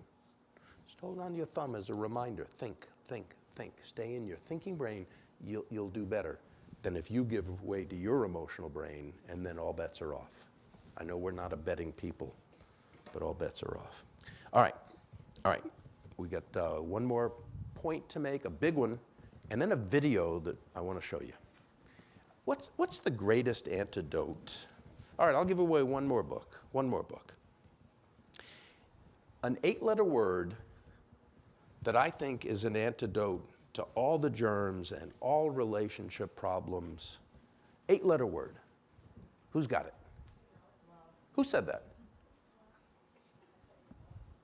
You said humility right off the bat? That's no fun. I wanted people to guess. I was going to spell it out. Come on, look at that. You took all the fun right out of it. I was counting on this to be a 10-minute exercise. Now we're going to get out early. Come get a book before you leave, would you please? Humility. If we could live out Christ-like humility, that I probably should have started with that. I didn't have to say another word. So many conflicts would be prevented, resolved. We'd have more peace. You know, if you're living a life of true humility, you are unoffendable. Unoffendable. Who came up to me last night, I think, in Psalms 119, verse 165? Who's got a Bible? Who, what? Was that? Yeah. What is it, Jelaine? What does it say? And you gotta do, Hold on. It's King James Version. I may not know all of it at the beginning, but great are those that love the law, his law, and nothing shall offend them. Yeah. If we know who we are in Christ, look out, I'm going to start preaching. We'll have to take another offering. If we know who we are in Christ and we're at peace with him, we can be at peace with anybody.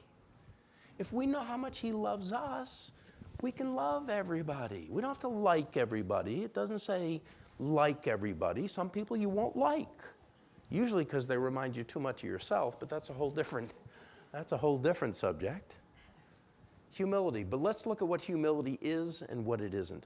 C.S. Lewis, humility is not thinking less of yourself. There's a song that I like the song, but I don't like to sing it. Join me when you know it. Alas, and did my Savior bleed and my sovereign die? Would he devote that sacred head for? I heard different versions, but such a worm as I don't like that song. It says someone such as I'm good with that. But those of you who have children, do you just jump up and down with glee when your kids come to you and say, I'm terrible, I'm rotten, I'm no good? Does that warm the hearts of any parents? I don't think so. And I don't think it warms the heart of God when we say, oh, we're terrible, we're rotten, we're miserable. It's not thinking less of yourself, it's thinking of yourself less. Huh? I like that. By the way, that song, you lie whenever you sing that song. I'll prove it to you. Join me. At the cross where I first saw the light, and the burden of my heart rolled away. It was there by faith I received my sight, and now liars.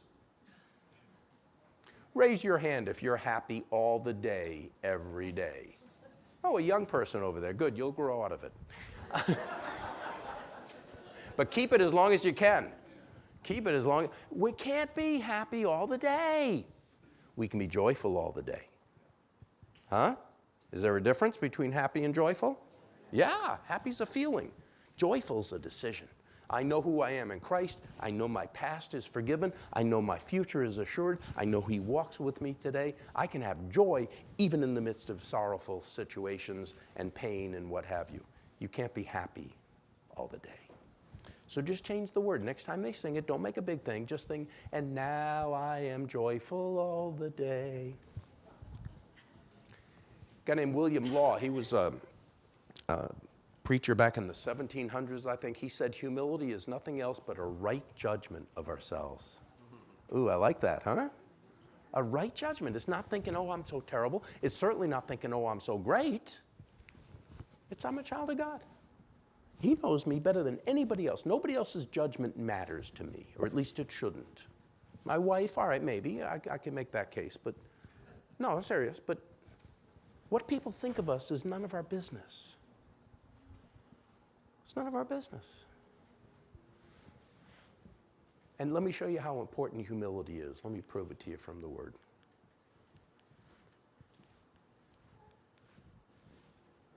Jesus said of himself, he is humble and gentle in heart.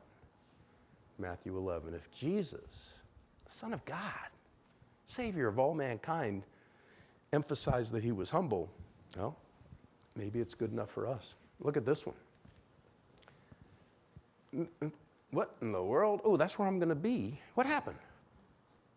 Did you take over back there?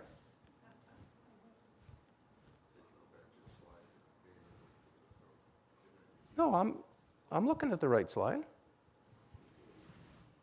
That's the Grand Canyon. Pray for me on October 13th, Friday, October 13th. That's going down the North Kaibab Trail, and I'm foolish enough to think I can do it again. My mind is absolutely convinced I can do it. My body has not had a vote yet. There it is. Yeah, there it is. Thank you.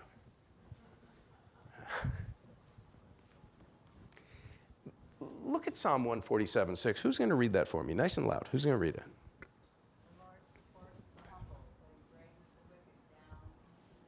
There are two groups of people. Who are they? Which do you want to be? I mean, that seems like an easy question to me. There's the humble and the wicked. Seems pretty important to me. Psalms 25:9, he leads the humble in doing right, teaching them his way. For everyone who exalts him or herself, of course, will be humbled, but he or she who humbles themselves will be exalted. The world has it backwards, don't they? The world thinks, me, me, me, look at me, look at me, look at me. Jesus said, look at me, look at me, look at me. And know who you are. Know that I loved you so much that I gave my life for you. You have value, you have worth, and so does everybody else. We're all in this together. God opposes the proud and shows favor to the humble. I could have put 1 Peter 5:5 up there too, because Peter said the exact same words, and both of them were quoting, I think it's Leviticus, where that originally came from, I think. But I love Peter saying, God opposes the proud. What's it say? But he shows favor to the humble. Was Peter always a humble person? No, not before the cross he wasn't. He was boastful. Look at, they'll leave you, Lord, but I won't. I'll be there. And I love Peter. I got to play him in a play a couple of times. He's fun.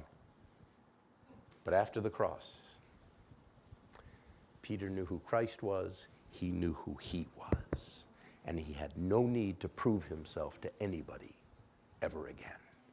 And so Peter could write those exact words. I love it. And then Ephesians, becoming one of my favorite verses, always be humble and gentle, be patient with each other, making allowance for each other's faults because of your love. I'm telling you, folks, humility, to me, you don't have to agree. And if you don't agree, I want to talk to you. I'm serious. Maybe I got it wrong. Humility is where it's at. And not just because it's what we're supposed to do. It's the best way to live. You've heard the expression WWJD. What's it stand for? I don't like that expression. I personally don't like that because I'm not Jesus. I don't know. I mean, I have some clues, but I changed that to what would Jesus have me do? I like that a little better. But what I'm doing more and more these days is what would a humble person do? How would humility cause me to act in this particular situation? And I'm promising you, that's helped me to make some good decisions and avoid some bad decisions. What would humility do in this situation? Do what you want with that, but I encourage, give that some thought. You're probably going to make good decisions. All right, on your paper, hopefully you picked up a tip or two. I hope not 10 or 20, because if you try to master 10 or 20, You won't do any of them, but what's one or two tips that you want to say, you know, I want to do more of that, or I want to do less of that? What do you want to start doing? What do you want to stop doing? What do you want to continue doing? What do you want to change? On your paper, there should be a place for you to write all that. Oh, by the way, there's also a place, actually, I said I was going to give you a handout, Principles for Raising Conflict Productively. Do you know the copier is busted? Those of you who are members of this church, come on, cough up some money. I couldn't print these off. But Tom is nice enough, if they send an email where? To tom@strongtowerradio.org. tom@strongtowerradio.org, and just say, hey, I want the Principles for Raising Conflict Productively. It's about 9 of them. Send him an email. He'll send that off to you. tom@strongtowerradio.org. So, and there's some good tips on that, so please do that. All right. While you're doing that, questions? I don't promise answers, but I wonder if there are questions. Avoid emotional hijacking. You didn't go back. I didn't go back to that. Okay. You have a part of your brain that thinks, right here in the frontal lobe, the command center. You also have the emotional brain. And emotional hijacking is where your emotions hijack your thought process, or again, flooded. They take over. And at that moment, you are temporarily insane. I don't know if that's the legal definition, but it's mine because you're not thinking. Your emotions have hijacked your thought process, and that's where road rage happens, that's where going postal happens, that's where a lot of ugliness happens. But if we could grab our thumb, look at our fingers, if we could call a time out, if we could ask questions, we can avoid emotional hijacking. Yes, ma'am? So I'm raising three boys that are like lawyers and they argue, and they don't feel like they're cared about or appreciated if I don't agree with them at the end of their argument. So, and they won't stop until then they get frustrated because I just finally like, whatever, we're gonna stop because it's going nowhere. Because they want you to come to their side in their opinion, but you're not always going to, so how do you deal with it? That's an interesting question. Let me paraphrase it, and then I want to throw it out for everybody. Raising 3 boys, they argue with each other, and they don't like it when mom doesn't side with them and agree with their opinion. And they get hurt. They get frustrated. Mom does, so mom finally says, yeah, whatever. How would you deal with that? Ooh, you got 3 boys. How would you deal with that? Yes? You know what? We need the mic because I'm not hearing this. Where is it? Who's got the mic? There it is. All right, say it again, please. So I guess in my thinking, so much of it is, as you put, validating that this is how you feel, this is how you think. And I often have felt like my kids. You know, like I remember thinking like that and feeling like that. So you don't want to shut them down.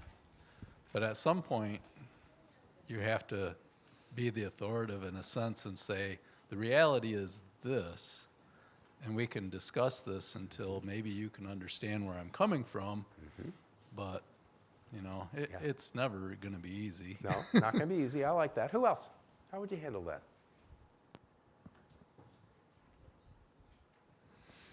All right, they're coming to you from their emotional brain probably, not their thinking brain. And again, I'm not a parent, but I'd be tempted to start asking questions. So it seems to me that you're not going to be happy until I agree with you. Why is that? Why is that so important to you? And ask questions. Oh, let's have the mic back.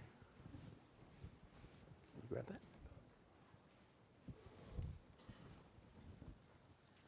I think they feel like if I don't come to their side, that I'm not understanding what they're telling me. So they're continuing their argument because they're feeling that they haven't presented their point in enough way that I can understand, so that I will come to their side, because obviously they know they're right. So they must just not be presenting it right to me that I don't agree. That's the way I feel is what's coming. In that case, here's exactly what I would do. Yeah, I didn't talk about this last night. Of all those trainings that I went to at the Smart Marriage Conference, perhaps my favorite one was Mastering the Mysteries of Love. And they teach empathic listening, not pathetic listening, empathic listening. And their model is, and I've done this numerous times, and I like it. What's your name? Marie. Marie, we're having a conversation, and I've just been listening. We're not using the speaker listener. I've just been listening to you. You've been talking, and I've been listening. And then we'll stop, and I'll say, Marie, do I understand what you just said? And the only answer you can give me is, I don't know. You have no way of knowing if I understand or not. So I'll say, all right, here's what we're going to do. We're going to trade places for a few moments. You are about to become Ron Price, mediator. I will pray for you. I'm about to become Marie, and I'm going to tell you your story as if I'm you. You ready? Here we go. So Ron, what I want you to understand is, and then I would tell their story exactly as I heard it, as I understood it. And it's a fun thing to do. I don't know if fun's the right word, but you watch their faces and they go, yeah, he understands me. That's fun. And it's rewarding, it's validating, it's all the rest. And then ask them, did I get it? Do I understand where you're coming from? Yeah, Mom, you do. Okay, so is it okay if I have a different viewpoint? As long as I've proven to you that I understand you? That may not work. Come on, you're dealing with kids that don't have a certain level of maturity. But I would certainly do that. You're onto it. They need to feel understood by their mom. Yeah, they definitely need to do that. So, and I think I wrote about that in one of the books, but you don't have to buy the books. Please, but no, stop it. Other questions? I want to end with a video, but we got time. Yes, ma'am. Where's the mic? You're going to be a star. You're going to be on a recording. My question is, what do you do if the other person withdraws to the point where they just deny that the issue exists? I don't know. What do you do when the other person just denies there's no issue? What do you do? Come back later. I like that answer. Pray for them. I like that answer. What else? What do you do? You have an issue and the other, no, that's not an issue.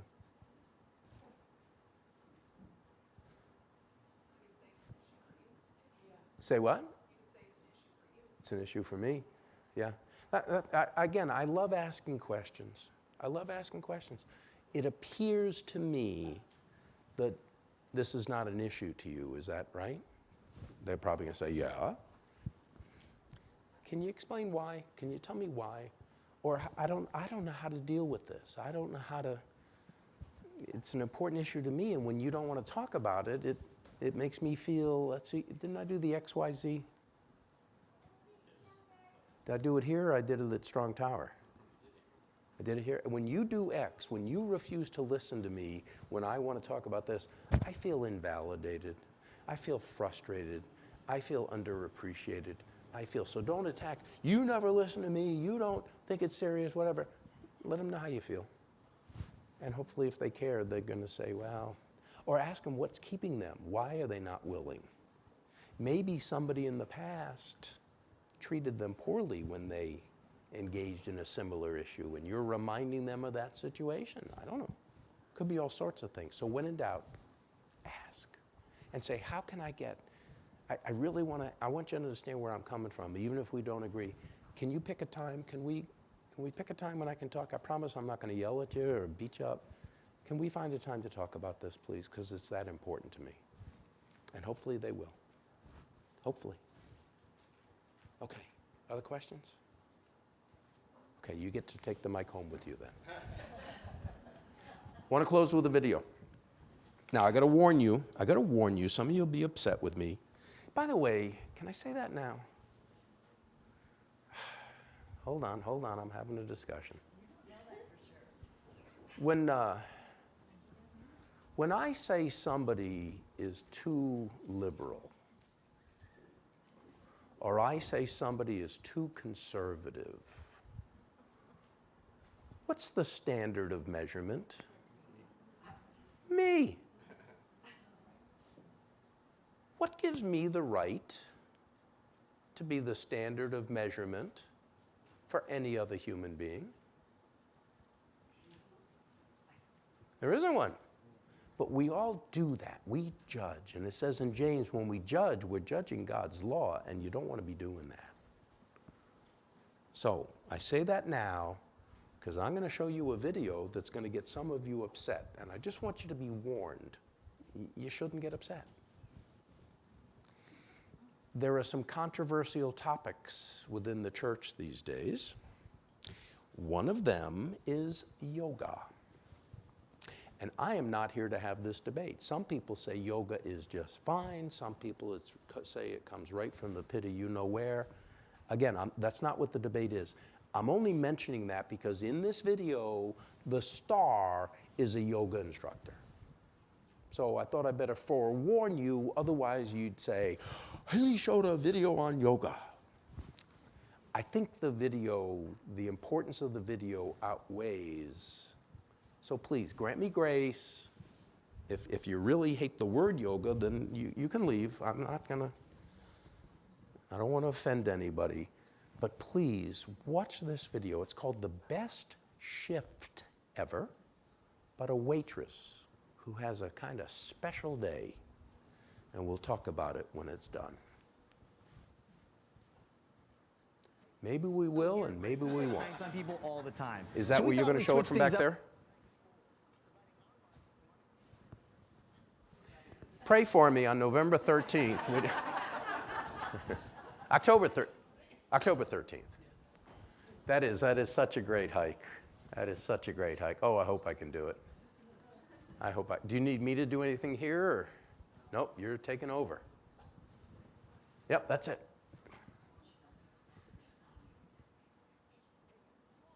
No, you're not any better than I am. So we thought we'd switch things up.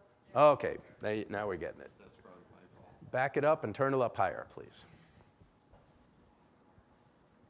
Hey guys, as you all know, here at Break, we play pranks on people all the time. So we thought we'd switch things up a bit and prank it forward, providing our marks with some unexpected goodness through positive pranks. Break! We're here at the Spring Street Smokehouse, where waitress Chelsea Roth works. We all know waiters and waitresses are some of the most underappreciated people on the planet. Trust me, I used to be one. And let's face it, there's a lot of bad tippers out there. You know who you are. Like many waitresses, Chelsea has struggled financially. She had to raise her little sister from when she was just a girl. She overcame a severe eating disorder, and her car is a complete piece of junk. The limited free time that Chelsea does have is spent running her own nonprofit that helps people recover from eating disorders through yoga.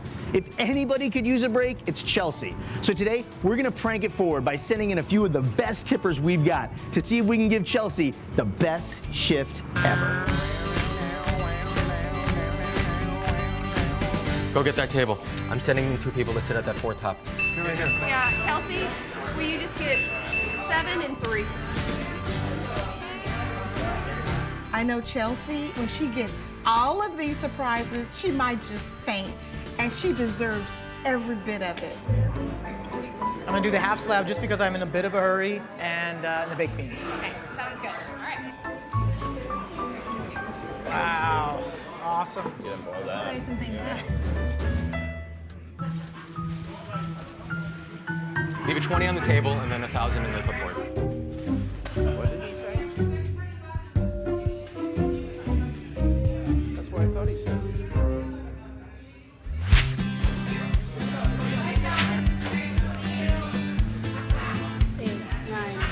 What did you say to that man?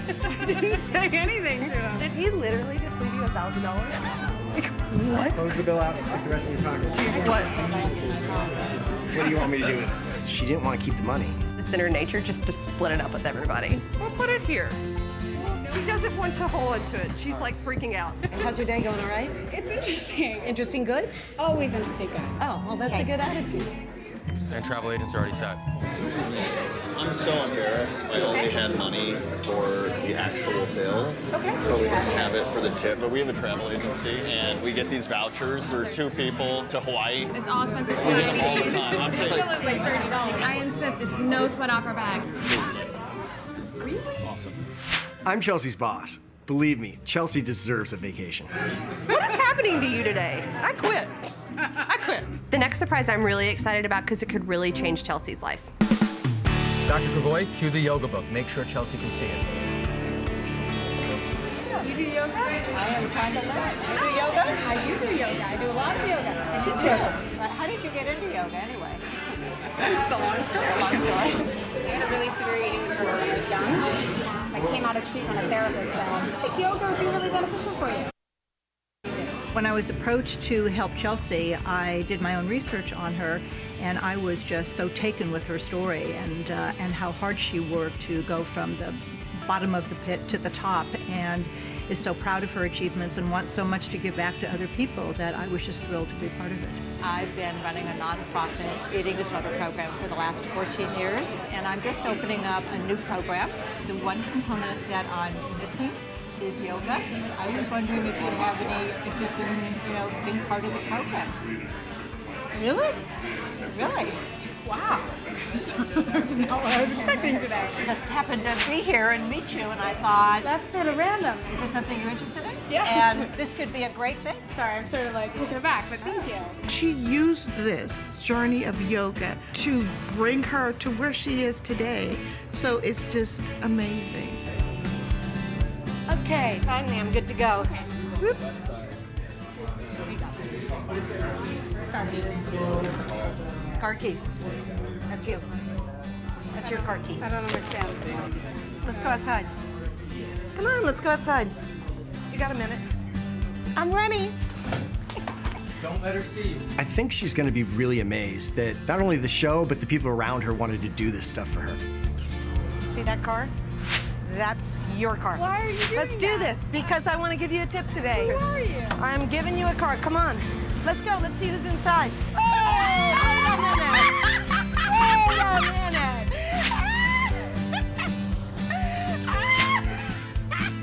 Yeah. New car. Good friend.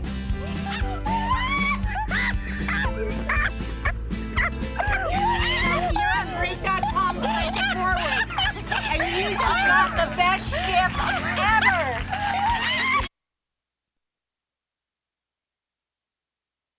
Anybody want to say no thanks? She got 2 tickets to Hawaii. Anybody say, nah, not interested? She got a dream job. She got a new car. When did she lose it? She saw her friend. Folks, we mean that much to each other. And I like to close with that video just as a reminder that while we can irritate each other once in a while, and we can get frustrated with each other after a while, every now and then I should say, we mean that much to each other. Please don't ever forget it. We're all in this together. We serve a Lord who loves each and every one of us, and he wants each and every one of us to love everyone else as well. Stephen, come dismiss us with prayer, would you please? Who's got the mic? Oh yeah, you don't get to keep it.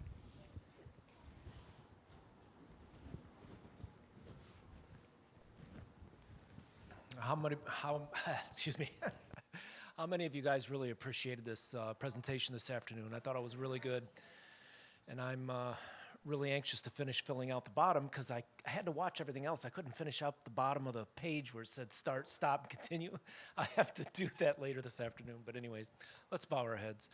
Father in heaven, we are just so grateful for your love and your mercies towards us. Lord, as we've heard today, you have emptied out all of heaven in our behalf. And you came to this earth, you lived, you died, and now you minister on our behalf. Lord, you've given us, as the Apostle Paul says, this ministry of reconciliation. And Lord, as we look at the tools on how to have this, to be able to perform this ministry, to be able to reconcile the world to you and to be a part of the divine nature you've called us into, Lord, I just pray that you would help us to apply these principles every day to stop, to push the pause button, to take time to think. Is what I'm going to say going to be a benefit or is it going to be a detriment? Lord, I know some of these things we think are cliche, but yet they're so very, very real. And until we actually are willing to apply them, we can never expect to see the results or the fruits of the labor, Lord, until we learn. You know, we've been really concentrating on the evangelism and everything that's coming up, but Lord, the only way people are going to be attracted to us is if we show love for one another. It says in your word, you told us, if you have love one to another, they will know that you are my disciples. That's my prayer for each one of us here today, Lord. And we thank you for being here with us. And we pray this in your name. Amen.